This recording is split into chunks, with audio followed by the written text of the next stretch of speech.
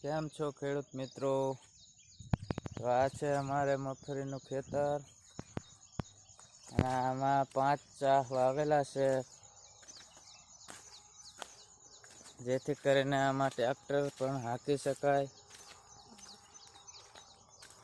ને ખડમાં પણ બહુ રાહત રહે છે.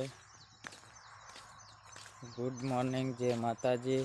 બધાને આ બ્લોગમાં સ્વાગત છે.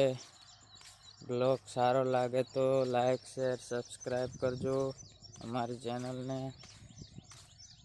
નવા અમારા બ્લોગ વિડીયો જોવા માટે ખેતીવાડીની માહિતી અને ખેતીવાડીના શોર્ટ વિડીયો પણ આવી શકે છે. આ છે મગફળીની ખેતી, તમે જોઈ શકો છો.